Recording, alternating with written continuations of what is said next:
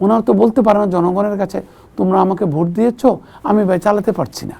উনি মাননীয় প্রধানমন্ত্রী বলেছেন সামনে কঠিন সময়, আপনাদেরকে ধৈর্য ধরতে হবে, আপনাদেরকে হয়তো উনি আরেকটু হলে বলতেন বুকে পাথর বেঁধে অপেক্ষা করতে হবে, আমাদেরকে সহযোগিতা করতে হবে। এবং সেই ক্ষেত্রে ওনাদেরকেও ওনাদের যতটুক পারে বেশ চেষ্টাটা করতে হবে। এবং ওনাদের দলীয় লোকেরা যদি, মন্ত্রিপরিষদের সদস্যরা যদি, সচিবরা যদি দুর্নীতি করে কঠোর এক্সাম্পলারি পানিশমেন্ট দিতে হবে। এটাই ব্যাপার, আর তো কোনো ব্যাপার নাই। আবার দাতা গোষ্ঠীর কাছে টাকা চাইতে হবে, কিচ্ছুতা সাধন করতে হবে, সরকারি ব্যয় কমাতে হবে।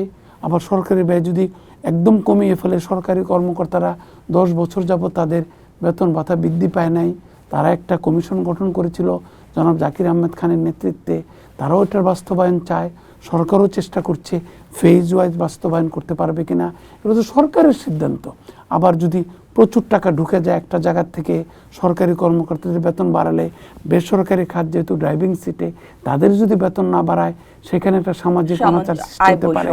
আয় বৈষম্য, মানে ক্ষুদ্র শ্রমিকদের, গার্মেন্টসের শ্রমিকদের যদি বেতন না বাড়ে, আমরা যদি কস্ট অফ ডুইং বিজনেস কমাতে না পারি, ব্যবসায়ীরা যদি লাভ না করতে পারে, যেহেতু আমাদের অর্থনীতির চালিকা শক্তি হচ্ছে বেসরকারি খাত, তারাই বা কীভাবে চালাবে, তারাই কীভাবে শ্রমিকদের বেতন দিবে।